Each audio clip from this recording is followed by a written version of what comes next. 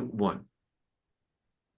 And welcome everyone to another Smart Money Circle episode. I'm Adam Sarhan. With me today is Bill Mann, who's a Chief Investment Strategist at Motley Fool Asset Management with approximately $2 billion in assets under management. Bill, thank you so much for taking the time and welcome to the Smart Money Thank you. Circle.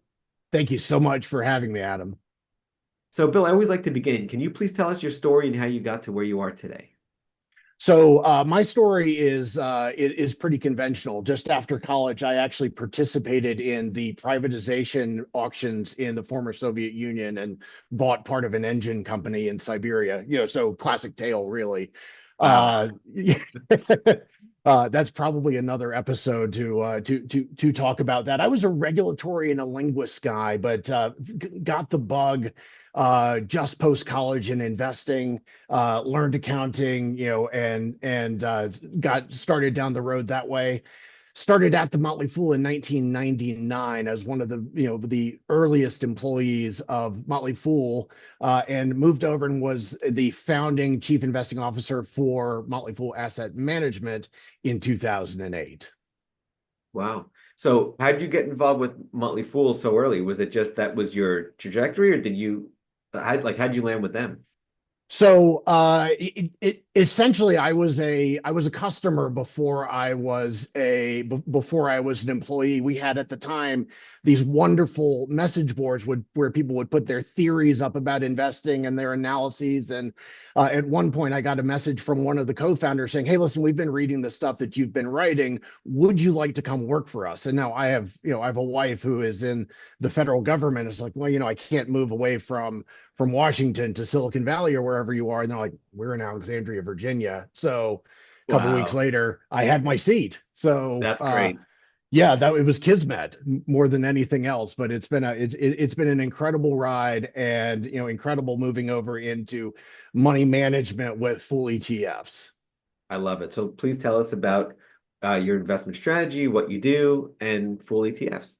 Yeah, so we have three active funds and three passive funds. And as you mentioned, we have about $2 billion in assets under management. And it is very much a foolish philosophy. I guess you would describe us as being growth oriented. I mean, certainly the statistics would suggest that we're growth oriented. What we are really is a high quality company focused organization. We have, if you look at the statistics for our funds, they tend to be very low turnover, very high active share, meaning that they don't tend to reflect the indices that they are tracking or tracked by very closely. And that low turnover creates for us the ability to get to know the companies that we hold very, very well. And there are some companies that are in some of our portfolios we literally have held since the day that we opened our funds. And so that's really Motley Fool Asset Management and the Motley Fool funds in a nutshell. I love it. And then as far as the investment strategy goes, their ETFs, do you have people can go to the website, which I'll have in the description, to learn more about the different types of ETFs. Do you have specific investment strategies for the passive ones and the active ones, or is there one overarching strategy that you just break into chunks and then um, how does that work? Is each ETF different? Well, they are different, but I would describe them as being coming from a similar philosophy. We could start with our flagship one, which is the Motley Fool 100 index ETF, which has about $1.2 billion in it. And through our sister company, the Motley Fool, we have an index that they have provided, and our holdings in the Motley Fool 100 ETF are reflective of the highest rated companies within that index. It's a passive index as far as we are concerned, but it's proprietary coming from our sister company. Okay, got it. Makes perfect sense. And you're growth oriented, long term. It makes perfect sense. Okay, beautiful. Yeah, So let's yeah. talk about risk management, Bill. How do you handle risk, and what are some mistakes you see people make with respect to risk management? I would describe us as being, our active share, or excuse me, our turnover ratio would suggest that we don't tend to focus on whatever the current thing is very much. I mean, obviously, we will react, as we see fit, but within TMFC. our largest holding now is about 10% of the fund, which is a very large component of an ETF in general. I mean, just looking at the average ETF, you would not see a position that's 10% in size. We really feel like we are able to get at risk management through the quality that we're identifying in the companies. We know these companies very, very well. We do have an ETF that is TMFE, which is a capital efficiency 100 index ETF, and it has a bound on the maximum size of the positions that it can have in the portfolio. You will see in that portfolio a little lower volatility, and a little bit of a higher turnover just in terms of managing those bounds. So we provide for investors a way to choose their own adventure in some ways. And so for us, the very basic form of risk management is the quality of the companies. And so as we are going through and think of the new thing or the current thing right now, it's government actions, it's tariffs, it's things of that nature. To the extent that we are reacting to those, it is because we will have identified maybe that the companies that we're holding are not as high of a quality as we had originally assumed. Got it. And then how do you determine high quality versus low quality? Are you looking at earnings? Are you looking at this chart patterns or revenue growth? Yeah. Revenue growth is great. So we have so with our active funds, we have a 4-point quality matrix that looks at the incentives and the quality of the management. It looks at the economics of the business. It looks at the competitive advantage of the business. And then there's the fourth component is the duration of the competitive advantage period. And we always like to think of that as being if Doc Brown from Back to the Future pulled up in the DeLorean and you go 10 years in the future, what does that business look like? Right. And it's just a thought exercise. What has caused the business to be worse off than it is now? So it's a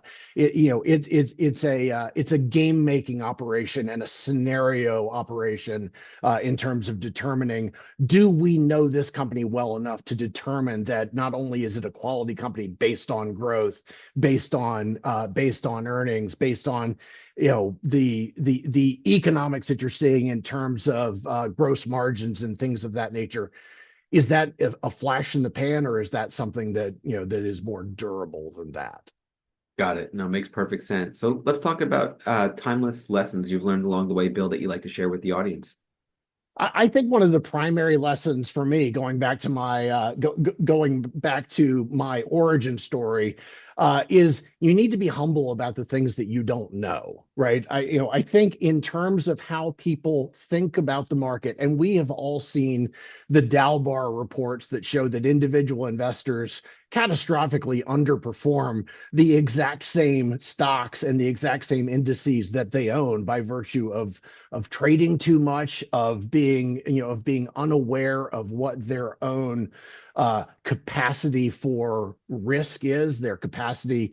And I think of capacity of risk as being different on the downside as I do on the upside. Like everybody has a massive capacity for risk when their stocks are going up. It's what you are going to do on your worst day that I think a lot of investors underestimate their own capacity to withstand it. And on those days, you tend to see, and you can look at trading volumes, you can look at anything you want. There's so much activity that's happening on massive down days that suggests that people are reacting emotionally rather than more Spock-like, or as you and I were talking about beforehand, putting a full psychological backing behind what it is that you are doing. I know. A full psychological analysis, and there's a great book, and viewers should check it out. Thank you kindly. So yeah, I mean, the whole point is to teach people how to make rational, not emotional decisions. So that's really interesting because the Motley Fool has the two lines of business, the publishing business and the asset management business, and you deal with thousands and thousands of investors over the years that you've been with them since the 90s. So I'm sure you see that and you have a better view of that than most people do themselves, because you're you can observe their behavior and see flaws, their strengths or weaknesses better than they can because they can't see themselves objectively because of personal blind spot bias, right? Yes, So yeah. Absolutely. It's one of the things that we encourage people to do just writ large is to keep a diary about your investing or your trading. And one of the most valuable things that you can do is on a day in which you are completely freaked out, just write down how you feel. Put it, stick it on your, stick it on your computer. This is how I feel. This is my risk tolerance, because you forget, when things are great, you can put up with it. And so I would say that the origin story of Motley Fool Asset Management was we watched in 2002, which was an awful market. I You remember. were investing then. It was awful in that the market went down a lot, but it was also awful because it went down every single day for 2 years. It was very psychologically damaging for people. And so we watched that and we realized that the Motley Fool ethos of, you are the best person to manage your money had a corollary to it, which was during your worst days, wouldn't you like to have someone you trust who has your back? And Right. that's the Motley Fool Asset origin story, which is why we were founded in 2008, which is why we stood up a mutual fund company and an asset management company in the midst of the financial crisis, just to give people a place where they could go and not make those same mistakes when they're having one bad day after another after another. Yeah, that makes perfect sense. So for the audience, there was the dot-com bubble that went bust, it burst, and then that was the end of it in '02. So finally things turned around in '03, all the way up to '07. Then we had '08. So yeah, I get that. Yeah. Yeah. Yeah. Okay, wonderful. So next question for you, Bill. Let's talk about some timeless mistakes. I mean, you see people, you've got a firsthand view, probably better than most other people. Mhm. What would you say are some timeless mistakes people make in addition to what you just shared? And how do you I'm going avoid? to, yeah, I'm going to say that the classic time, the classic timeless mistake, it's actually a sin of commission, which is, and as I mentioned before, with TMFC, with TMFS, we have stocks that are in those portfolios that have been in since day one.